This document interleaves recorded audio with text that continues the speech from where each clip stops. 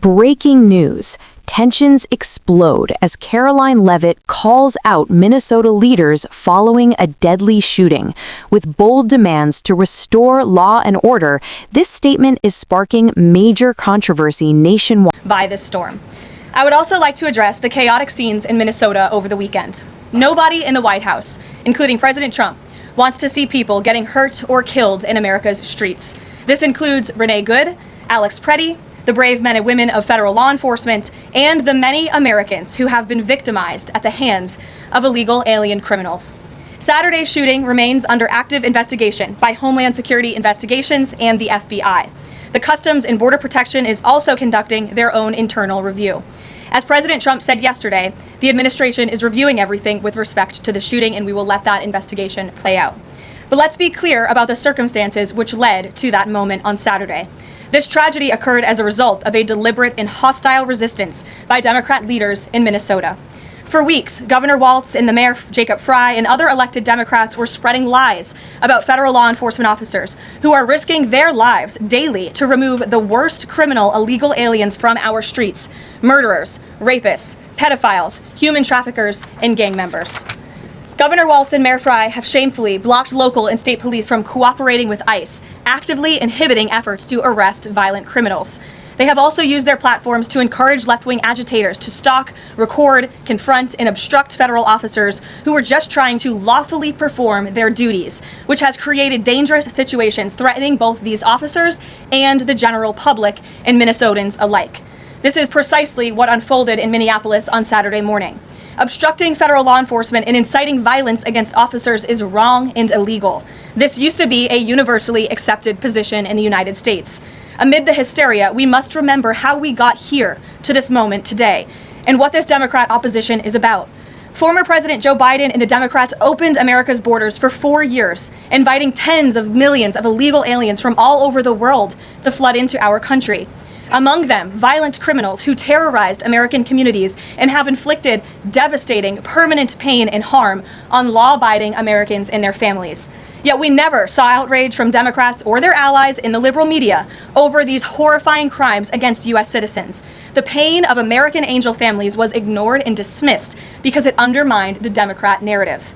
Innocent Americans like Jocelyn Nungray, Laken Riley, and Rachel Morin are just a few of the many victims savagely murdered by illegal alien criminals.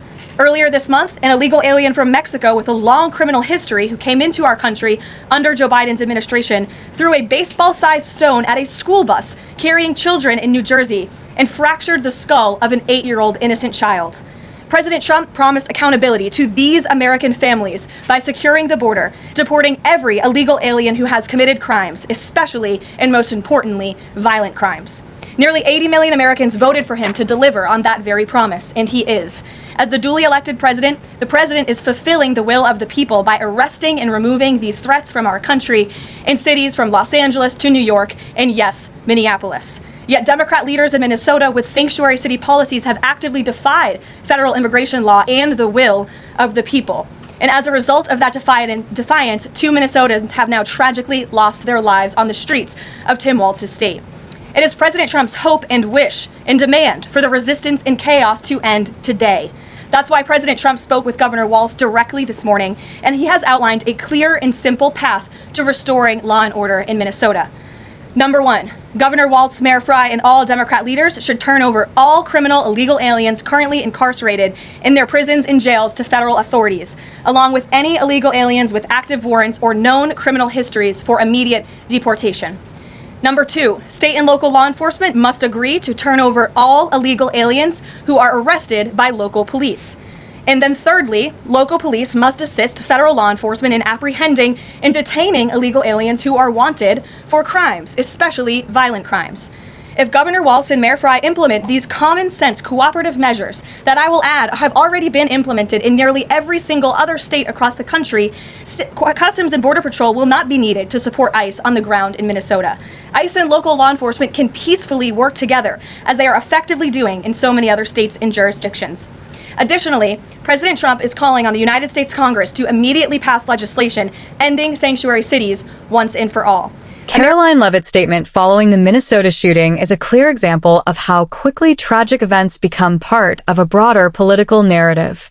Rather than focusing solely on the details of the incident, the response expands outward, linking the shooting to immigration policy, federal enforcement, and long-standing disputes over sanctuary jurisdictions.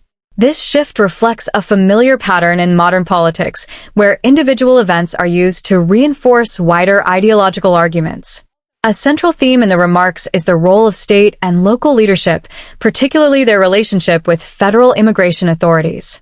By calling out Minnesota leaders directly, the statement frames the issue as one of cooperation versus obstruction.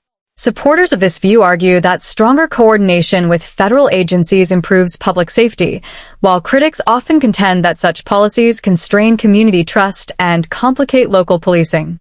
The tension between these perspectives remains unresolved and deeply contested. The rhetoric surrounding immigration is especially forceful, emphasizing the presence of violent offenders and portraying enforcement as a necessary response to protect citizens. However, this framing tends to generalize complex realities. Immigration systems involve a wide range of cases, criminal, civil, and humanitarian, and reducing the discussion to its most extreme examples can obscure the broader policy challenges, including due process, resource constraints, and international obligations. Another key aspect of the statement is its political timing and tone. By tying the situation to past administrations and campaign promises, it positions current actions as part of a larger mandate from voters. This approach reinforces partisan divides, as each side interprets both the causes of the problem and the proposed solutions through fundamentally different lenses. The emphasis on accountability and decisive action resonates with some audiences, while others may see it as an oversimplification of a complex issue. Ultimately, the response highlights the difficulty of separating public safety concerns from political messaging in high-profile incidents. While there is broad agreement that violence should be addressed and prevented, consensus often breaks down over how best to achieve that goal. As investigations continue, the challenge will be to balance calls for immediate action with a careful examination of facts, ensuring that policy decisions are informed by evidence rather than driven solely by political momentum.